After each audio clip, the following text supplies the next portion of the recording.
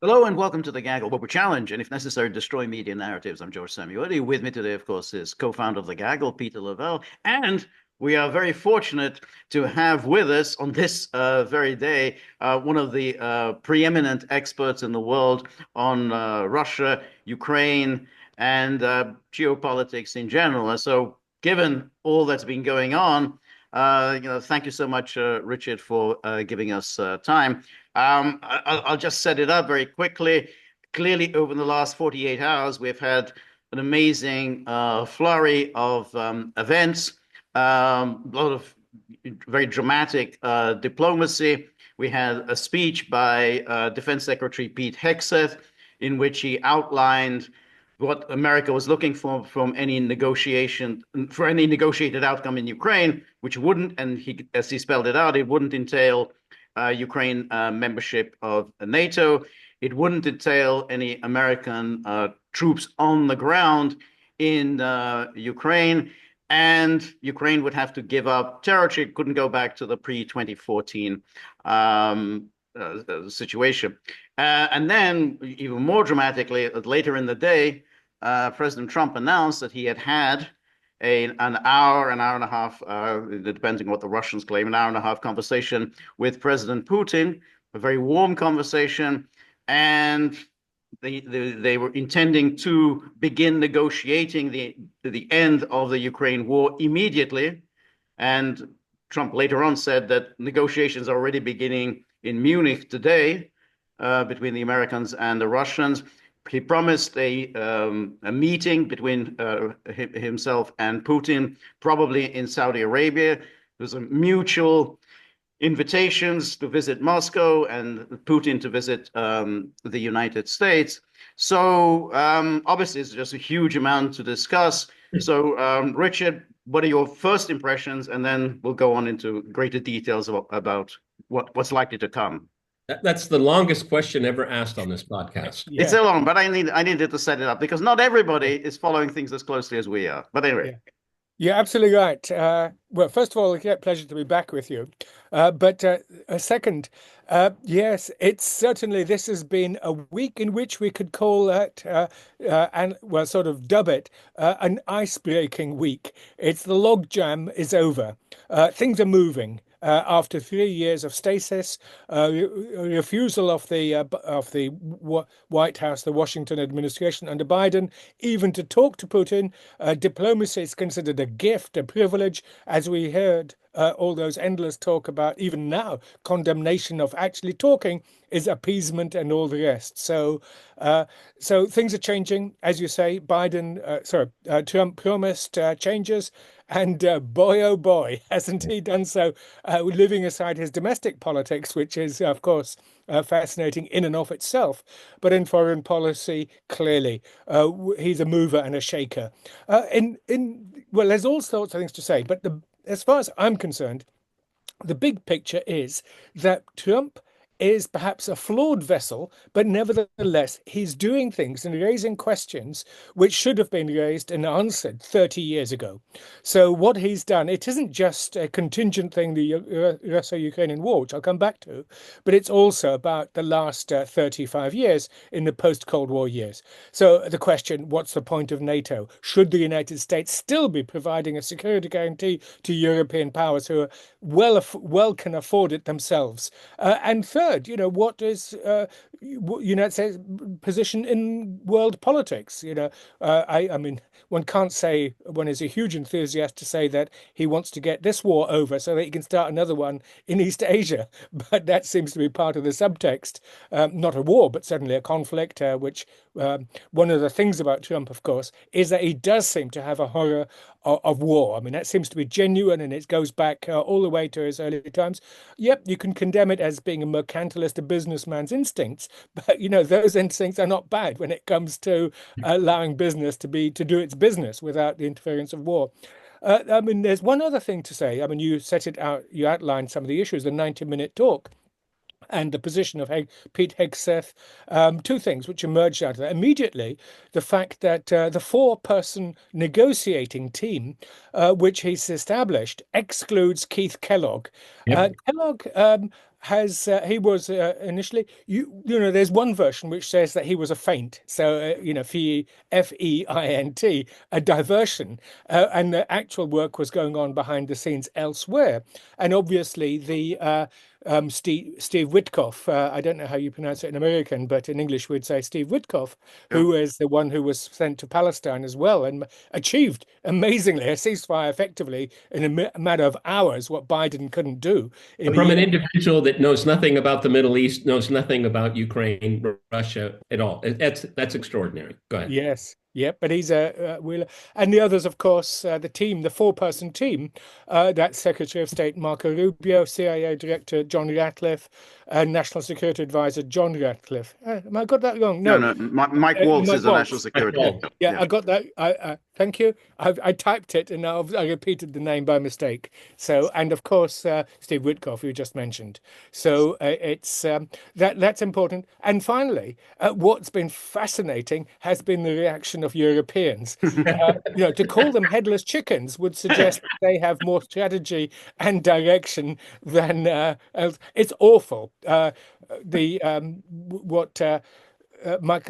Viktor Orban in Hungary was very good in saying that the response of Kaja Kallas, these are warmongers, hawks of absolutely irredeemable qualities who want to drag Europe into a war. So what we're seeing now is a Europeanization of the Russo-Ukrainian war, and of course, which implicitly means Vietnamization, which means the US gets out.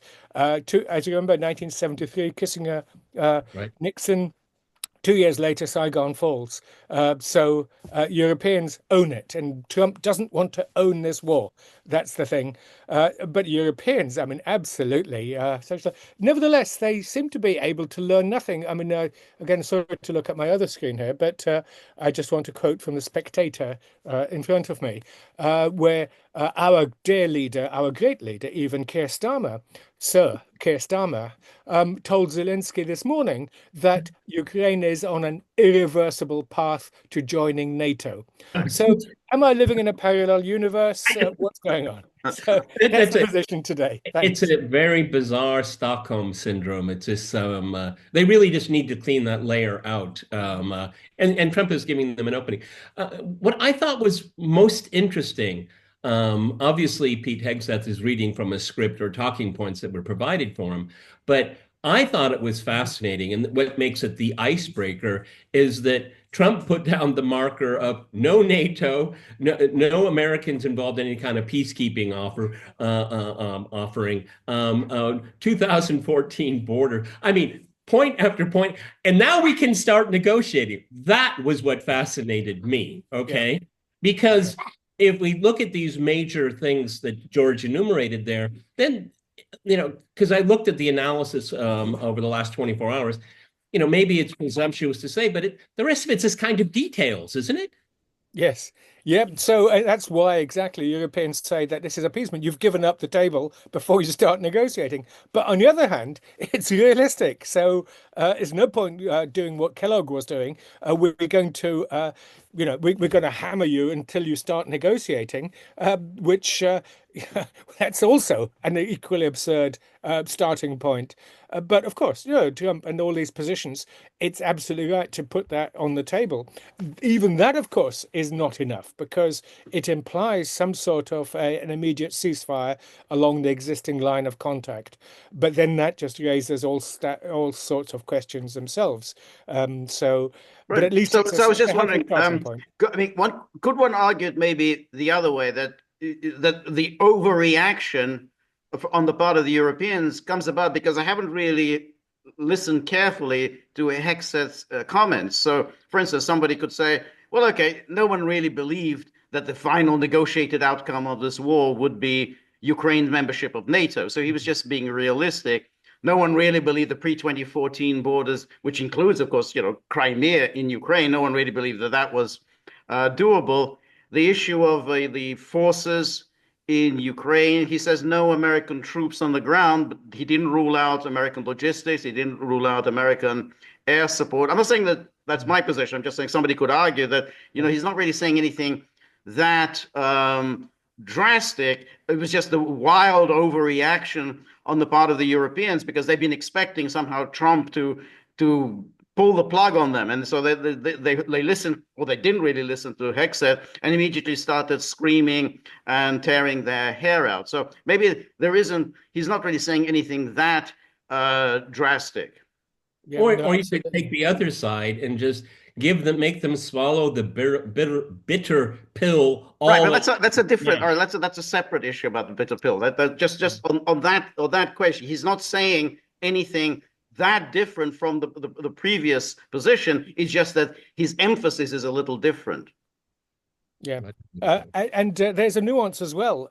You're right. So he's outlining, in effect, certain realities which were quite clear, as you say. So it's not astonishing. I mean, these things have been trailed for quite some time.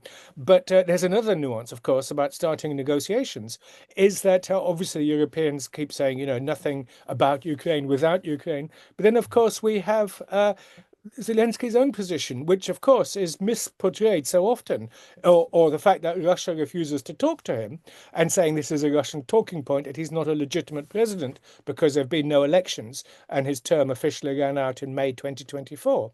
But that isn't Moscow's entire position. The other half is to say, yeah, he's not legitimate, but how can we sign anything and have a deal with this guy? First, he himself in October 2022 made it illegal to talk to Moscow first. And second, if we do sign a deal with this man, and irrespective of what happens internally to him with his hardliners, is that the next leader along, once he's overthrown or a new one is elected, will immediately repudiate any deal which we've had. So, in other words, they're saying no new Minsk 2. Or Minsk 3.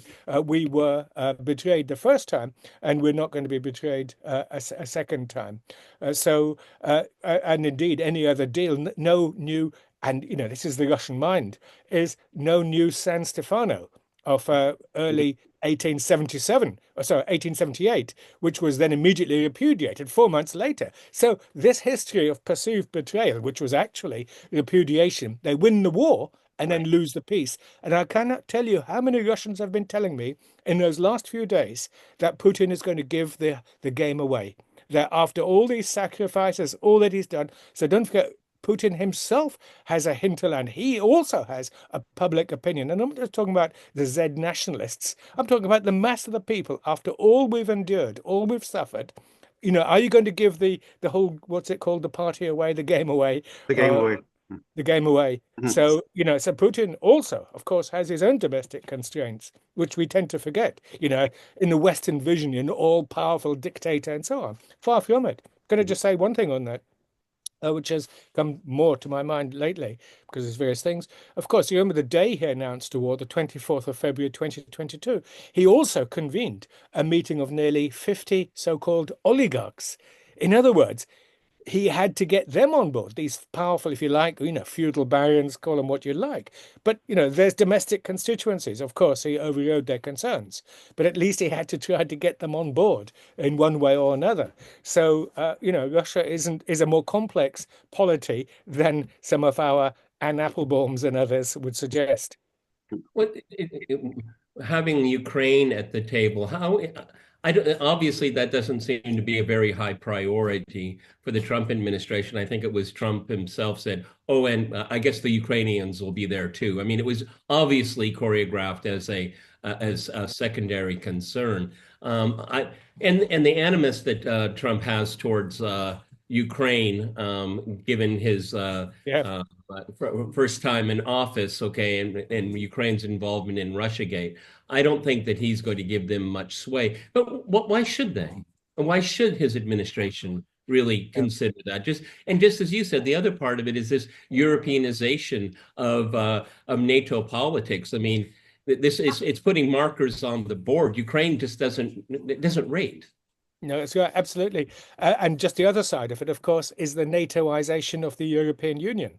They, as you say, almost entire overlap of membership. So, it's obviously a few neutral countries, Austria, etc., Ireland, but basically an overlap. So ultimately, the question becomes, why do we need two organizations? US, go home. You've done your business. Thank you very much.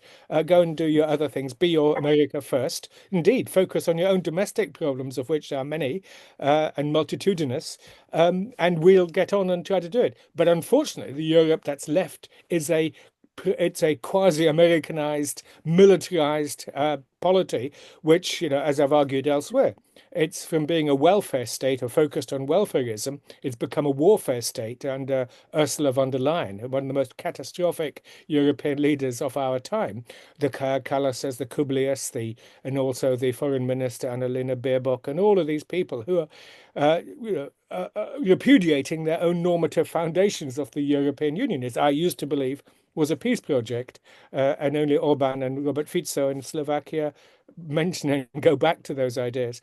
But you're absolutely right. How can you bring Ukraine and European leaders into a negotiating process when they say all we want is a capitulation of Russia, as if they haven't taken into account what's been going on for the last 3 years, the situation on the front, Russia's survival, sanctions, European Union, of course, just to add icing to the cake. It's now getting a 16th package of sanctions ready now. We're middle of discussions, to try to improve the atmosphere. Now let's put a stick in the spoke of the wheels. And so the very fact that they're having the 16th round shows tell me what leverage they have. If you're in the 16th round, what leverage do you have? Again, I don't, the way I look at it is that, the Trump administration is going to just plow right through. I think all of us agree it's hard to understand how Trump thinks, but he definitely wants this resolved. George and I have talked about this numerous times, that for Trump's mind, this is Biden's war. I want out of this, okay? And there's no upside for us. Absolutely.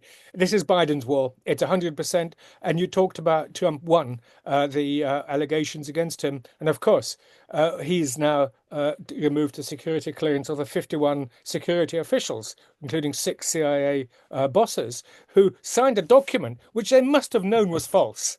We're talking about 2020 and the Hunter Biden laptop incident, which, it's one of the great scandals of our time, to be honest, because it was overtly, what was it? The Divine, first name, Amanda Divine, what I've forgotten, who wrote the article in the. I think Amanda. No, is it something Divine? Yeah, Miranda, I think it is. Yeah. So Miranda Divine, yeah. Who has been, writing excellently in the first place, and now about this. So it is really one of the great scandals of our time. And what I find so hypocritical, so much of the Bidenites, is that they can live in this alternative universe and wallow in their how can I put it, their normative and their great standards and norms, when every day they're undermining and eroding the very foundations in which of what I would like to see are genuinely constitutional legal processes, and which have degraded intensely. And so the personal criticisms, we know Trump is a maverick figure, of course he is, but perhaps it takes one like this to reset international politics, and that's what he's doing big time. But how does one, just in terms of the mechanics of the peace agreement, there are two aspects of it. There's obviously the front and where you draw any kind of a ceasefire line. And then there's a second aspect, which is that Russia wants some kind of a new security architecture along the lines of Helsinki 2.0. But both are quite problematic. First of all, Russia doesn't occupy all of the 4 oblasts that it claims to be a part of the Russian Federation. So that's going to be a problem. If you draw the ceasefire line now, then basically Russia doesn't, isn't in control of the 4 oblasts. And when it comes to the security architecture, the Europeans were now so hostile, so absolutely rabid in their hatred for Russia, which was very different from what it was in 1974-75. It's hard to see how they're going to sign on to anything. Trump may try to cajole them to come to a global conference, and they might come, but all they're going to do, they're going to use the conference just to berate the Russians, so it might not just be a particularly productive meeting. And Yes. to add on to that, George's fascinating question, in part of that security architecture, would that include NATO? Go ahead. Yeah. No, you're absolutely right. So we're talking about a knotty problem, as they say in political science, Right. which is going to take a lot to unravel. There are three levels to this. There's, of course, the intra-Ukrainian one, is that ultimately any sustainable Ukrainian state has to make peace with its own people. And it's not just a question of a NATOized, militarized force on the other side. There has to be, the term demilitarized and denazified maybe are not the best chosen ones, but it's clear what it means. It means simply that the Ukrainian state has to be transformed into a more tolerant, multicultural, inclusive state, and not one that is going to be launching a guerrilla warfare war like the Banderites did after the end of the Second World War. It's the last thing we need. And that's why Putin said in the meeting with Trump, we have to deal with the causes of the conflict as much as the symptoms, which of the war today. I mean, what was I just look at his word? Yes, as Putin said, it was necessary to eliminate the root causes of the conflict. So that's the first level, the intra-Ukrainian one. The second one, of course, is the one you mentioned, the European security framework, which, as you absolutely rightly say, but even then we have people like Orban and Fico and a few others possibly, and we'll see how the German elections go now. If AfD, sorry, becomes second, then that's really they won't be in government, but nevertheless they'll act as an important force. So, in other words, European politics is changing. So, George, you're absolutely right that OSCE and all those instruments we used to talk about, the Organization for Security and Cooperation in Europe, all those are busted flushes. It's over. And we really do need a genuine European level to this peace order. There has to be one where Russia feels to go where its legitimate security interests are taken into account. And you could say everybody else's legitimate security. And that's why we're in this week, we're talking a lot about the 80th anniversary of Yalta. Uh, and it's interesting. That takes us to the third level. And the third level, of course, is a superpower, the great power level. And Yalta was a way of resolving issues at the great power level. That was its achievement. And of course, that's what it was condemned for, Yalta as the great betrayal and so on and so forth of Poland. But of course, there were plenty of good decisions at Yalta. Don't forget about United Nations and lots of other sensible decisions. But Yalta was not the Russians think it's an international system. It's not. It's the United Nations. We now have the Charter International System. We have United Nations, who shouldn't be forgotten as a framework for all of this. If you like, a fourth dimension. There's a great power one, and there's this multilateral format in which China, Brazil, and some other countries and their good officers, South Africa, could be involved. And I think that's so. So in short, you're right that the negotiations have to come from above. I'm sorry, that sounds like hardline realpolitik, but that's where we are. Europeans can't do it because they're hawkish and delusional. Ukraine needs an external force to knock their heads together because there's a vast constituency within Ukraine and of Ukrainians outside it who want another Ukraine. And I want that. That is a humane, democratic, inclusive, prosperous, happy Ukraine, which would lead to the achievement of those goals, which we all want, which is for the Ukrainian people to develop their culture, their language, which is multilingual, multicultural, and so on, in a safe environment, which of course, so there's a whole series of nested problems. But sadly, as you point out, in my view, well, to build on what you just said, it's not Yalta 2, but it's in a sense, some of those, realities of international politics today. It'll have to come from above. And indeed, China and other countries within a framework of United Nations could play a part in all of this.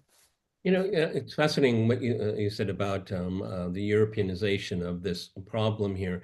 It seems obviously that the Trump administration wants some kind of rapprochement, some kind of entente with Russia to break this impasse here. And as we've already noted, the Europeans have their hair on fire. But really, what choice do they have? I mean, if we can't have a new Helsinki process here, I mean, if the United States and Trump sees he would be very resentful if he can't get his way with the Europeans, considering the way we know how he feels about them, go your own way. But eventually, do the Europeans have the wherewithal, the resources, and the political will to go it on their own? I mean, this is something these politicians can't even imagine. They're really angry right now.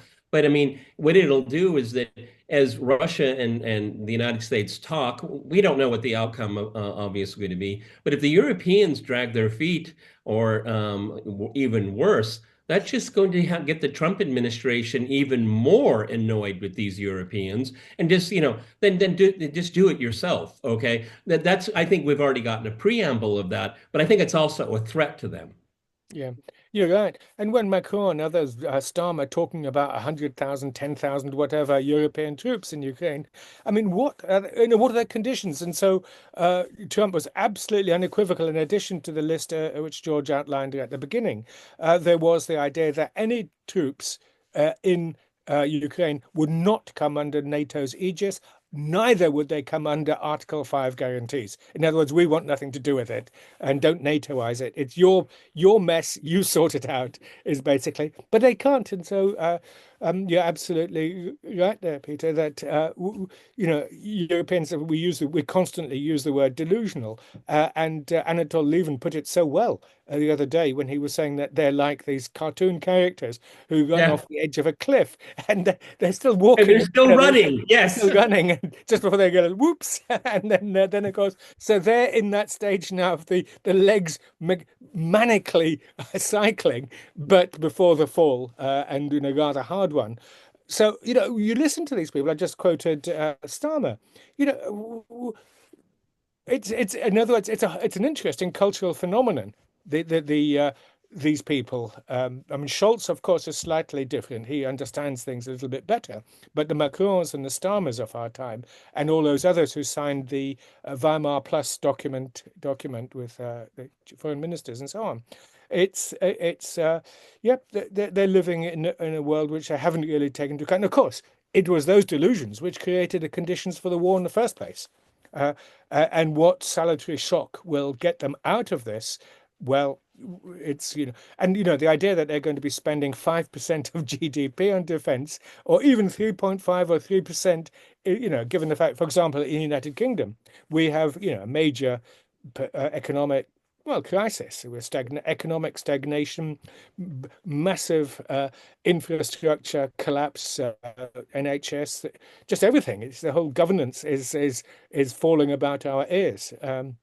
And the idea they're going to spend it on money. And even then, this idea of a target spending, this is something which analysts have put, now quoting Jan Oberg and others, it's mechanical. What we should be doing in the United Kingdom, we've got the fourth strategic defence review in the last decade going to report fairly soon, but hopefully it'll do what the others didn't, and that is analyse the genuine, real situation and the changes in technology. For example, no good building battleships anymore or aircraft carriers. It's drones, it's electronic warfare, it's satellites, it's 101 things which they're not talking about. It's also not to say, look, the strategic that we need to prepare for a European war in 4 years, which is what they're talking about. Yep. I mean, they're talking about a war against a nuclear power in 4 years. Yep. And they're not saying, oh, we've got to avert it. Let's embrace it. Let's go for it, because anything else is appeasement. So this obsession with Munich, and of course the Munich Security Conference is on at this moment in time. So all sorts of pat analogies emerging. What do you think, Richard, is going on now in the negotiations between the Americans and the Russians? Because I would assume that what Trump wants is a ceasefire. He wants this done right now. I mean, he will want a ceasefire really in the very near future. Now, would that be acceptable to the Russians? I mean, even if he puts down sweeteners like a security conference, maybe some sanctions relief, invitation to join the G7, even that, would the Russians accept a ceasefire now? No. In No, short, right. no. Unless it's massive sweeteners, what you've just listed, it would have to be entirely the lifting of sanctions. It would also have to be that 300 billion returned with interest. Good Um, point. which of course they're doing, which have basically been sequestered, if not, it hasn't quite yet been stolen. The interest has been stolen. The European Union, in its forefront, as the rules-based legal order undermines itself yet again. Uh, no, a ceasefire at the moment would not. However, the alternatives, and this is where the Kellogg'ian big stick comes in. Um, uh, yeah, no, so it'd have to be, at a conference, and G7 and G8 membership is nothing. It would actually have to be a very substantive offer, which, as I say, almost entire sanctions relief, because Iran has been there before. We had the JCPO, the nuclear deal with Iran, and they snapped back. And even though the U.S. administration, its officials said, well, Iran was in compliance with its thing, because Washington, what it says one day, it's can change very quickly the next day. So, and that's been a big thing in the Russian media, as you've heard, and commentators, that we can't deal Russia, and they said it since 2012. Russia is niedogovorspособна. It's undealable with, or at least certainly you can have a deal, but they're not going to stick with it. They're basically the West has become Macronized. They say one thing in the morning, another thing in the afternoon, and a third in the evening, and you can How, never how be does quite Trump how does Trump then deal with that problem? If Russia says no to a ceasefire, what does Trump then do? Because he And might turn around. add to that the problem. Again, we've been watching Donald Trump for almost a decade now.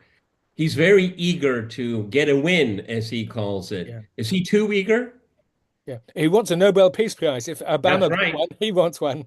And if he does bring an end to this conflict, and if he can get some sort of humane resolution of Gaza and Palestine, and again, this idea of him taking it over and displacing the Gaza and the Palestinians is obviously monstrous and illegal. But on the other hand, his sort of bull in the china shop approach may just again as we know, King Abdullah of Jordan saw him in Washington the other day.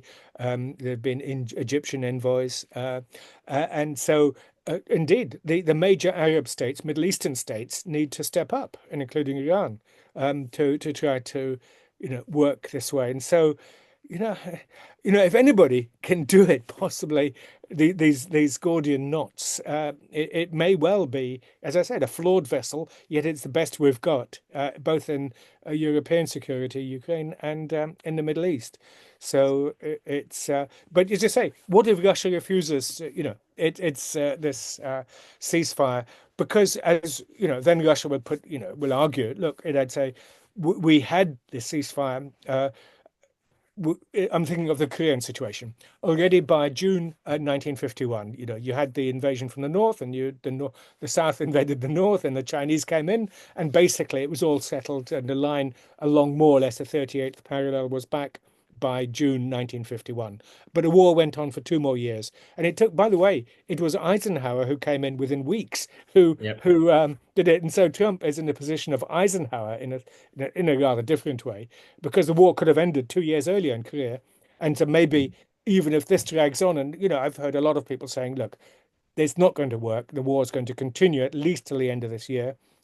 But then you could say to Moscow, look, as in South Korea, they wanted it to continue 2 more years of pointless death, which was, as you know, in Korea was horrible, awful, to use a Trumpian term, absolutely horrible. That uh, and in the end, it comes to the same thing. So it cuts both ways. Right. That You know, But you go. we know that in Trump's first term, he was sabotaged. That's the yeah, right word. it is. Um, he's got the wind to his back right now. The phrase, the Silicon Valley phrase comes to mind: "Move quickly and not be afraid to break things." Yeah, He's in that mode right now. A lot of the people around him um, took a very traditional establishment position on Ukraine up until they got Trump's ear. Okay, Marco Rubio is a really good Yeah. example, a neocon that has changed on this issue. We'll keep an eye on him.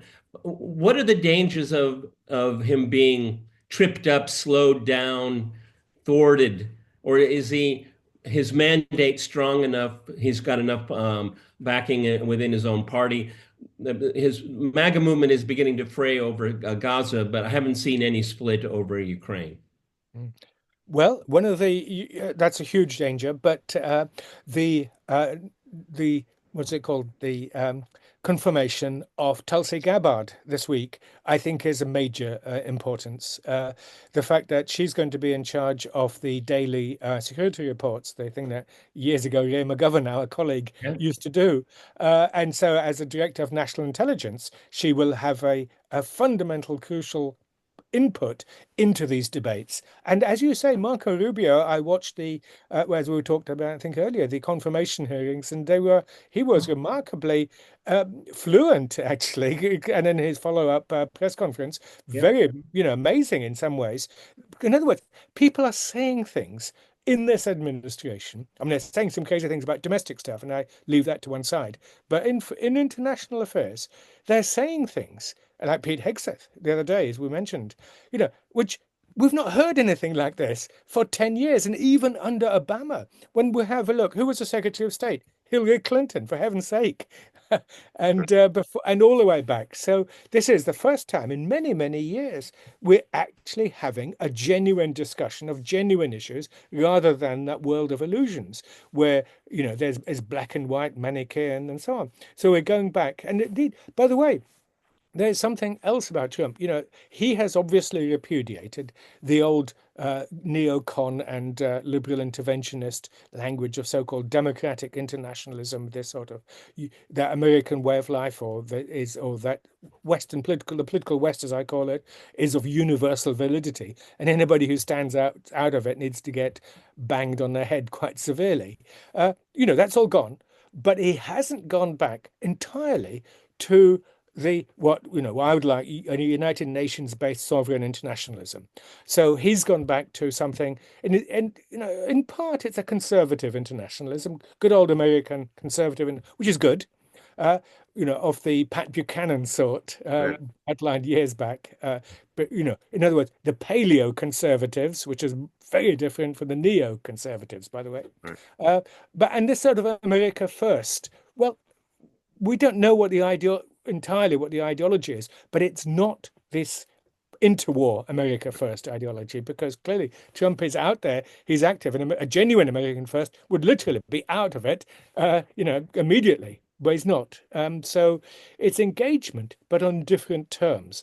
And as I say, he's taking up issues which should have been dealt with 35 years ago, and it is our Europeans who bear huge responsibility all the way back in allowing this sort of system or situation of dependency on Washington. And just to be absolutely clear that in all of this, whatever I say, it is not anti-American. What I'm saying is that what we should have moved to an agenda years ago of being post-American. The US, get on, look after your own business, do your own thing. You've got national interests, which we'll respect, and respect that you should respect ours as well. But the fact is, Europe has never identified its own national interests. And this is why we need a genuine revival of neo-Gaullism, which, say, yep, we'll work with you. We're part of your team. We support your many ideas and your economic, your Commonwealth aspects, your benign aspects, which we support it. We'll work with you. Open trade, transparency in financial flows. The United States doesn't do it, in the UK, even less. But, okay, we can work on these things. But what we will not work with is empire. This, if you call it that, in short, this Trumanite state, your huge security state, which is damaging yourself, quite apart from anything else. So Yeah, so we're in a very exciting time in which all these parts are moving, and this logjam which we've had in the post-Cold War years is finally moving. It's like a Russian spring, which basically lasts 2 days from the deep winter -20 to summer minus +30 or +20. Nothing in Unfortunately, between. you can't use that analogy this year. Okay, No. it's bizarre. Go ahead, But George. Richard, I mean, as I said, I mean, there's all these intractable issues. For instance, where do you draw the line of contact? What's going to be the border between Russia and Ukraine, and then of course the issue of this security architecture, which given the European rabid Russophobia is a little hard. How do you, Richard, see the sort of the outlines of a settlement? I mean, if this comes, how do you see it? What do you think will be entailed in this settlement? Yeah. Can I just start where we really must start, and that is the position of Ukraine itself. That it's even a line of contact. If it's simply militarized, and if we go back to a Korean situation, and that's been how many years since 1953? How many years? 70 odd years. So it's that's no good. And I think even the United States says that's no good to have a permanent armed such like, yeah. So well. I mean, that's an excellent question, but let's hope that those people negotiating it, because what I take away from it is this is only the first step of a very long journey.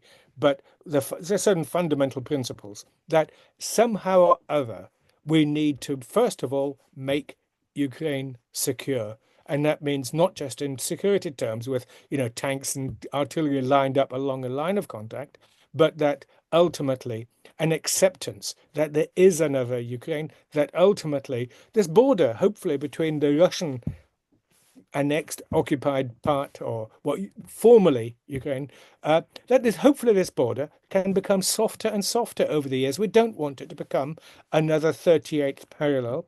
Or even I can't remember what was the parallel in Vietnam before the war. That was the 17th parallel. 17th in 19 was it 1954? Yeah, 1954. Yeah. Yeah. So, again, how that didn't last, and it led to an awful, in which 2 or 3 million Vietnamese died, war. So we don't want that. And the United States doesn't want it either. So there's, I think, going to be a commonality of concern about that. So that's number one, how to make sure that the intra-Ukraine situation, so that also the millions of Ukrainians who are abroad, some of them can come back and rebuild their country on both sides of that line of contact. Again, Kashmir is another bad example. So, in other words, Moscow is going to be insisting, as Putin said in that meeting with Trump, let's deal with the larger issue. And then it comes to the European. But you're absolutely right. Who is there to talk with in Europe? So that's very hard. So you'd be talking to Trump and his team, who will really come forwards with ideas, hopefully with the mediation of the United Nations and some other powers within that framework. China, Brazil, and South Africa immediately come to mind, of course, because they've been active in this in the past. African Union, possibly. Yeah, but I mean, the point is, we cannot allow European security to be resolved by Europeans, and we cannot allow the problem of Ukraine to be resolved by this present administration in Kiev, because they're the ones responsible for provoking the war in the first place. This Richard, Maidan regime. how much of what Trump has started, it's hard to even describe it because we don't have enough data points here. It's hard to determine where it's going to go also. But how much is this going to affect European politics? Because Yeah. we already had Macron. I mean, oh, it's just mind-boggling. Europe has to take care of itself. We have to step up. And I mean, he's so irrelevant right now. He's become kind of a joke. I mean, I'm surprised he doesn't wear a little clown nose when he speaks these days, okay? Because it's hard to take him seriously.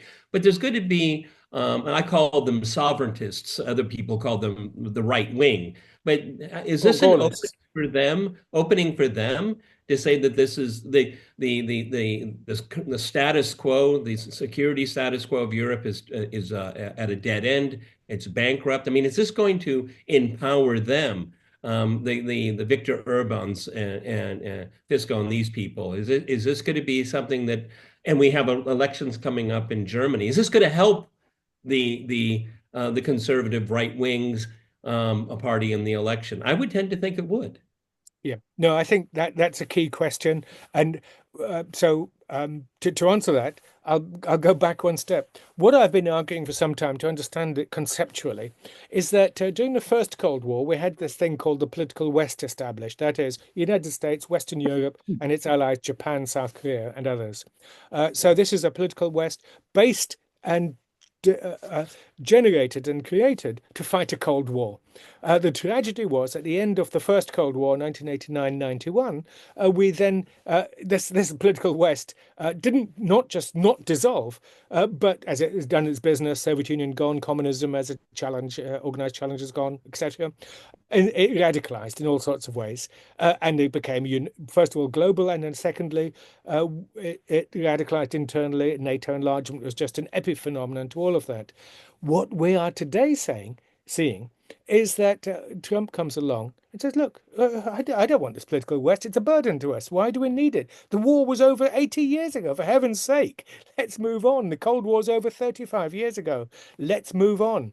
And that is refreshing. But these people simply cannot come to terms with this. That's the intellectual dilemma today. But who does come to terms with it is exactly what you say. It's not just sovereigntists, as you say. Well, it is sovereigntists or Gaullists or such like. But also, don't forget, there's a left-wing component to this. Sarah Wagenknecht in Germany. It'll be fascinating to see what proportion of the vote she gets in the German elections on the 23rd of February this month. So that will be absolutely fascinating. And of course, the right populists, and in France, Le Pen and Rassemblement National, unless they manage to use lawfare against her so that she can't stand, which is possible.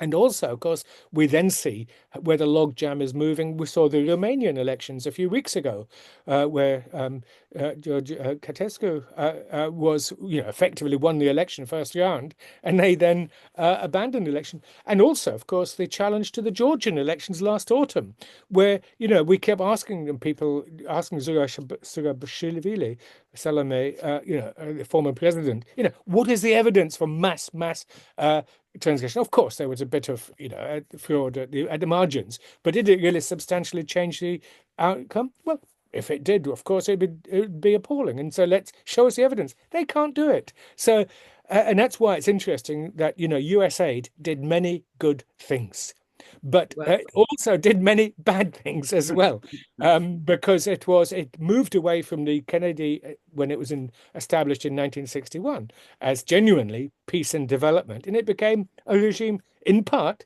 regime change. Just to say that it's very sad to see so many good works, health and welfare and food and so on, which, it's great. The United States is a very generous nation, and we should, acknowledge that. But unfortunately, our neocons and liberal internationalists traduced their own values in instrumentalizing them for narrow and indeed short-sighted political gain, which of course meant to loss, as we see we know in Georgia, for example, as a small nation, a marvelous nation, but how many? Not more than 2 million population, a bit more.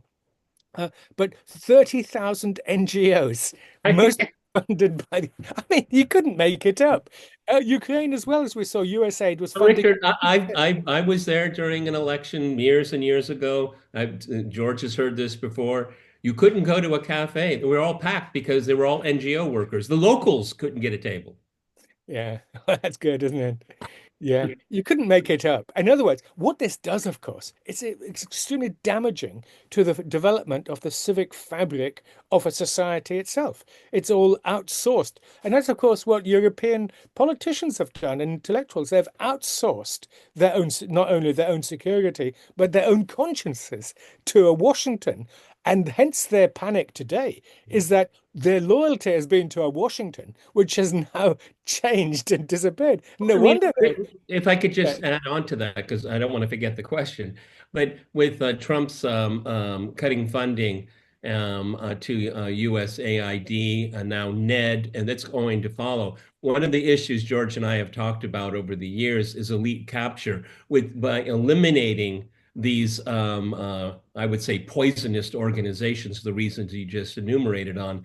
Will that cut into the elite capture? Because that's one of the attractions. George and I have always thought, like Annalena Baerbock, she reports to the State Department. She doesn't report to the German government, and we see that all through the European Union. Now, I'm not saying that Annalena Baerbock is funded by USAID, but there's that attraction that there's prestige, there's wealth, there's upward mobility, and if Trump is going to start cutting away at that, is the attraction of the power of elite capture going to weaken, and maybe Europeans will start thinking about, let me think about it, Europe.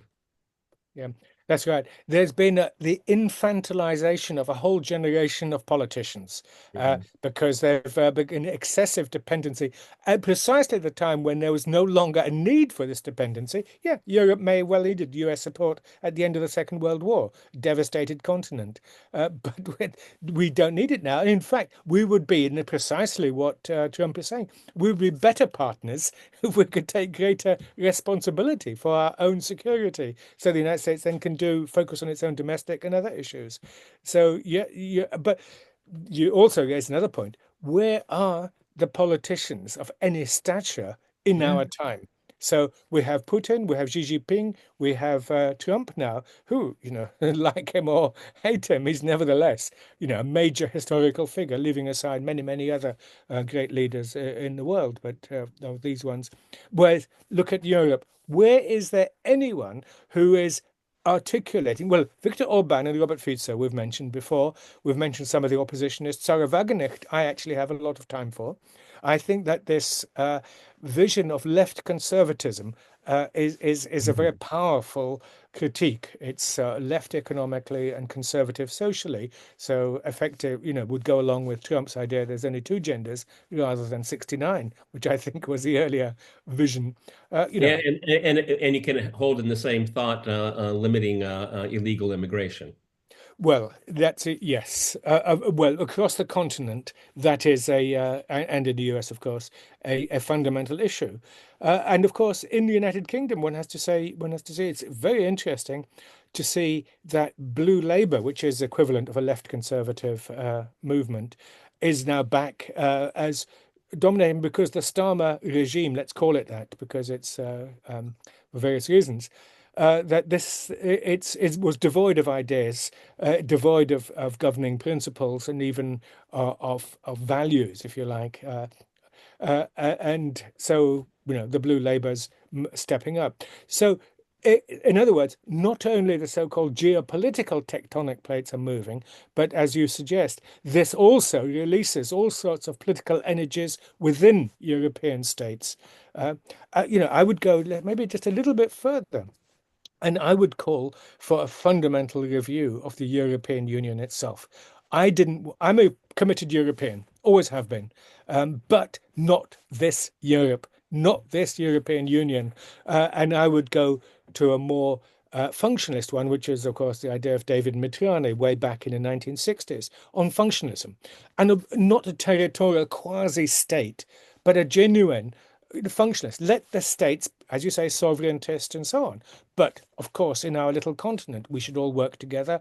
Energy cooperation with Russia was one of these principles, which of course there was so, what would be so interesting, of course, if, as there's much talk about now, that remaining Nord Stream pipeline, the one out of four, still working, it would provide 25 billion cubic meters of gas a year, hopefully, at a price which is one third that charged by the United States liquefied natural gas. But Richard, it's Russian gas. Oh, the horror of it.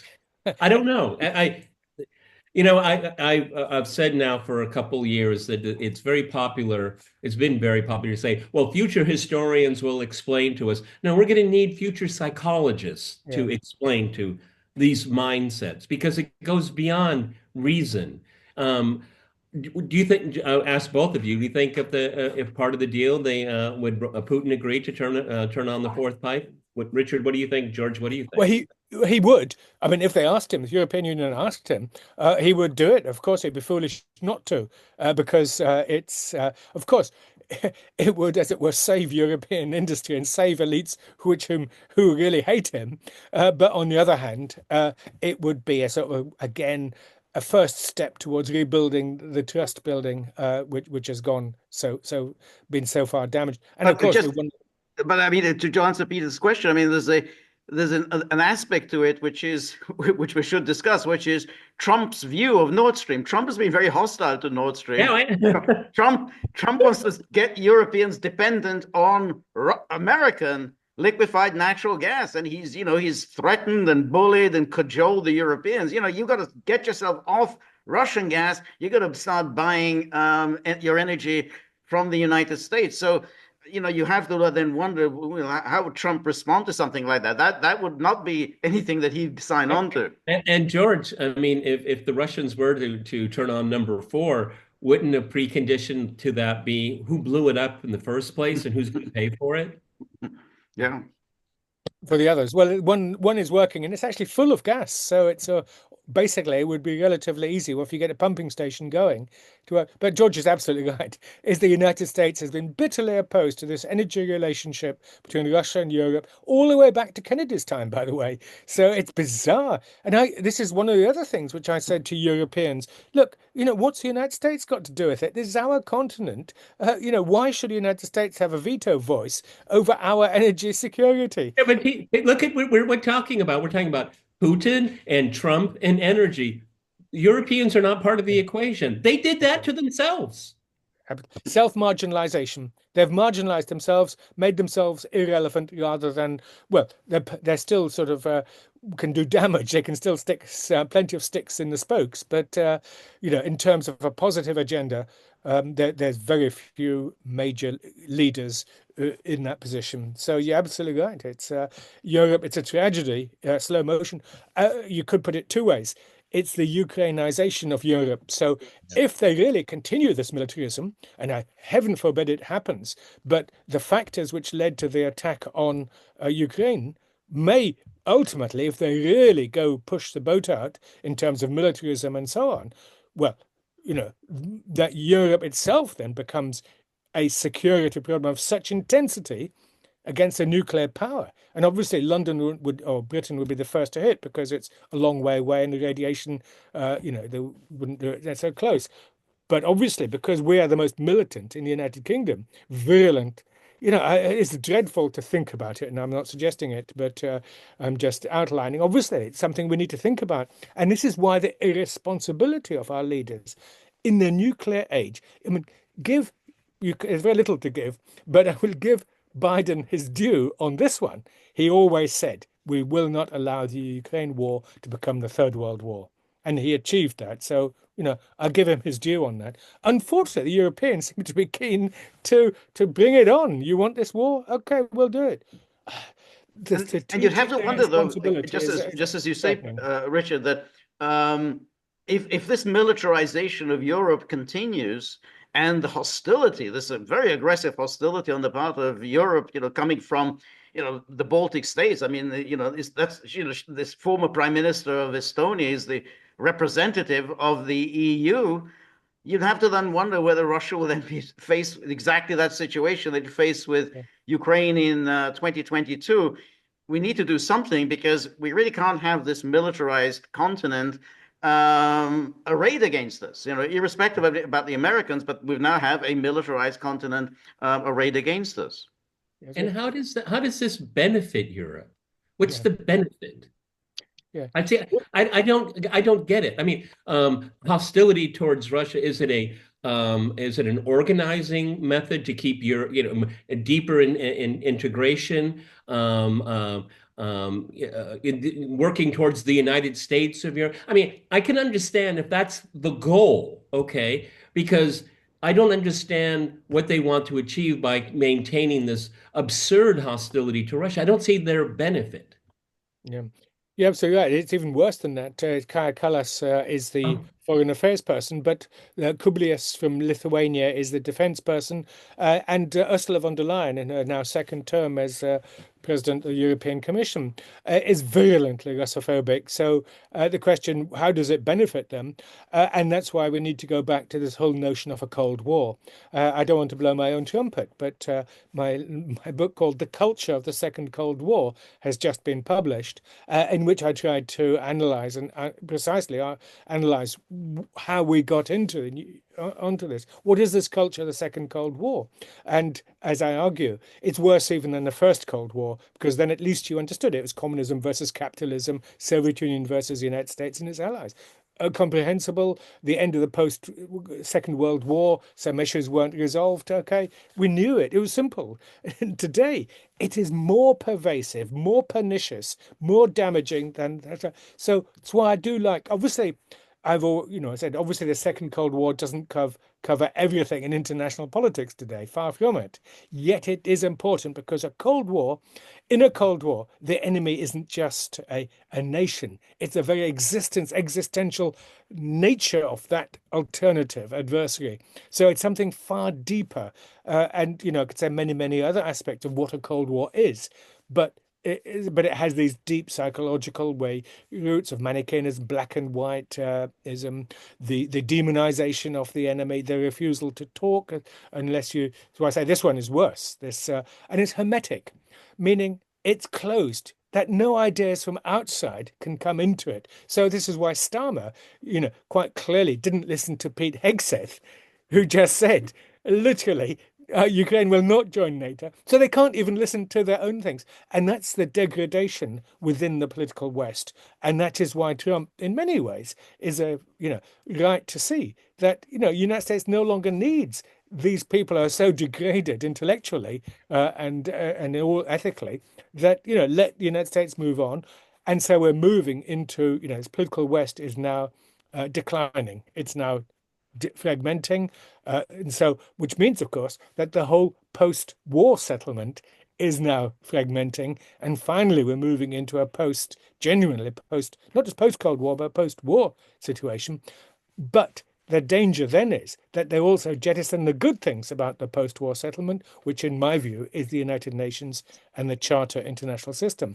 Many flaws, many faults. It's not a world government, but it's all we've got, which establishes what is legitimate in international politics and what is not.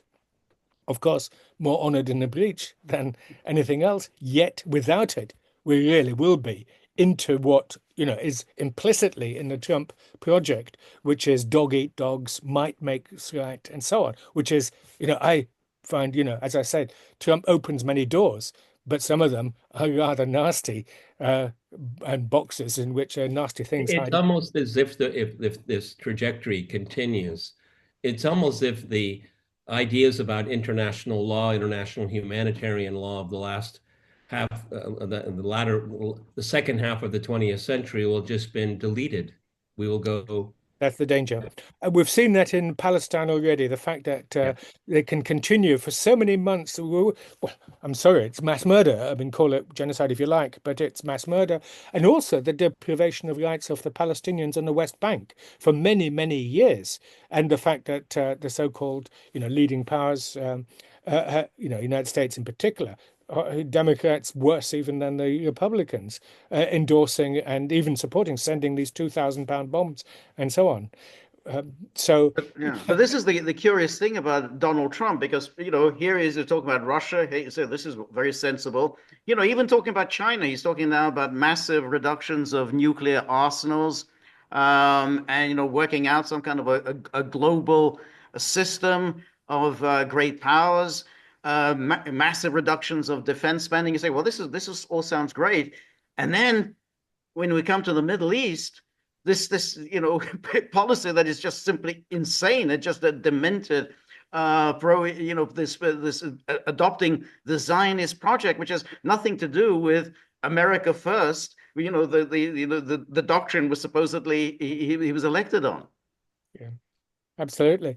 But on the other hand, he's listening. I mean, in fact, after King Abdullah and Al-Sisi from Egypt talked to him, he then said, now the thing is, okay, that was one idea. Come up with your own ideas, which is, that's not bad. Just one other, in addition to that, the idea of a Trump-Putin summit meeting, it was interesting that they mooted possibly Saudi Arabia as the venue, which is another sign of what we've been saying about the marginalization of Europe. I mean, obviously Switzerland is now out, Geneva, the usual place. So obviously Helsinki, Finland is out, and of course Austria is its own issues. So it's over. Europe as a diplomat, just yet another sign of the marginalization and irrelevantization of Europe in all of this. Richard, as we wrap up here, is there a um, is there an alarm bell of self preservation in Europe? I mean, are they going to get to a point where they're going to have to? It's almost existential. It's something that it's almost like self deletion. Is there any mechanism there? I mean, we talked a little earlier about how sovereigntist ideas may be able to gain sway, but I mean, institutionally. And considering how the elements within the European Union are subverting democracy outright in Romania, is there an inner strength to recover from this, or is it just terminal? Yeah. It's difficult for me to, it's an excellent question, but it's difficult for me to answer it. And I don't know about George as well, because we're Europeans and we're living here. We feel that what we are doing is in some ways precisely, feeding into the debate and discourse, which may avert what you, as you absolutely rightly say, is a sort of suicidal, self-destructive tendencies in amongst our leadership, including, the willingness to just see the deindustrialization of Germany, the everything else, and in the United Kingdom, our energy prices are the highest in the world. How on earth can we be competitive globally in such a position? And also the craziness, by the way, in addition to all of that, after all of this talk of the green transition and everything else, our absolute visceral hatred of Russia means that we have now reverted and cutting off energy supplies. And obviously by 2027, the idea was to have it completely cut off, is that Germany and other countries going back to coal-powered power stations. And so we've missed the 1.5 degrees centigrade above pre-industrial levels of global heating. We're going to miss the 2%. We may miss the 2.5, but if we can biff it to Russia a little bit more, well, it was worth it. Well, what sort of irresponsibility is that? Yeah, as we're speaking right now, it's 7 degrees, minus 7 degrees Celsius, and there is so much excess energy here that I keep the windows open. Oh, yes. What temperature is it in Moscow today? -7, Oh, that's -7. nice. Yeah, well, I was just going to say you were talking about the Russian winter. Winter took a break this year. Yeah.